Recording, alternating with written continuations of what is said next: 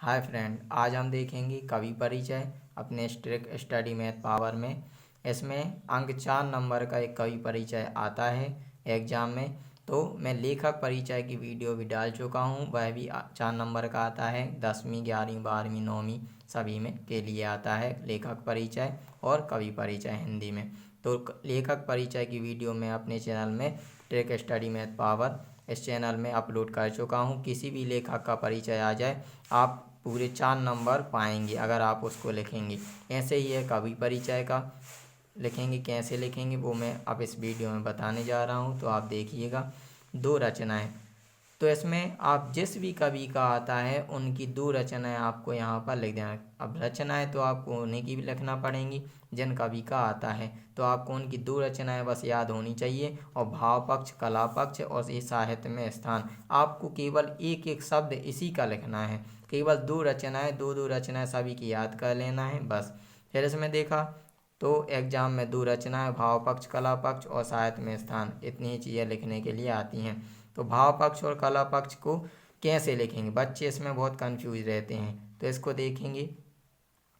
इसमें लिखा है, इन्होंने अपने काव्य में विभिन्न रसों का प्रयोग किया है। कोई भी अगर कविता लिखता है तो उसमें विभिन्न रसों का प्रयोग तो करता ही है, किन्हीं ना किन्हीं रसों का प्रयोग करेगा। ये एक महान दार्शनिक कवि हैं। सभी दार्शनिक कवि होते हैं। ये नारी के प्रति श्रद्धा और सम्मान का भाव रखते हैं। सभी श्रद्धा और सम्मान का भाव नारी के प्रति रखते हैं। तो आपको ये लिख देना भाव पक्ष के लिए। अब कला पक्ष के लिए दूसरा पैराग्राफ, इनकी भाषा सहज, सरल, व्याकरण सम्मत और व्यवहारिक है। इनकी भाषा में संस्कृत के तत्सम शब्दों का सम्मिलित रूप भी देखने को मिलता है। अब सभी की भाषा, आपको कोई भी अगर कवि परिचय आता है, सभी की आपको भाषा सहज, सरल और व्याकरण सम्मत और व्यवहारिक लिखना है। इनकी भाषा में संस्कृत के तत्सम शब्दों का सम्मिलित रूप भी देखने को मिलता है। जितनी भी कविताएं होती हैं, कविताओं में तत्सम शब्द अधिक रूप में दिखते हैं। तो इन्होंने अपनी रचनाओं में विभिन्न रसों का भी प्रयोग किया है। इनकी रचनाएं अलंकारों और गुणों से परिपूर्ण हैं। अगर आपको यह लाइन नहीं लिखना है यहाँ पर तो भी चल जाएगा, क्योंकि आपने ऊपर भी लिख दिया है। तो अगर आप यहाँ पे भी लिख देंगे तो दिक्कत नहीं है।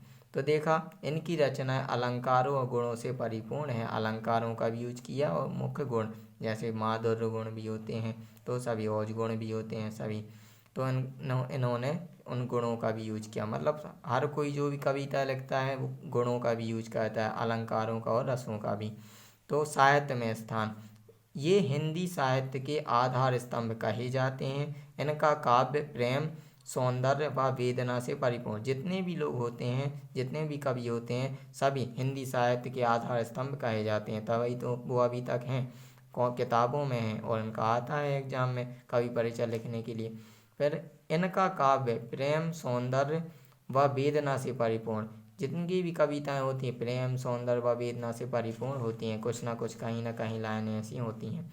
इनकी तुलना भविष्य में असंभव है। किसी की भी तुलना, आपको कवि परिचय में केवल उनकी खूब ज़्यादा बढ़वाई लिखना है, उनके बहुत सम्मान के रूप में लिखना है और उनकी अच्छाइयों को प्रदर्शित करना है।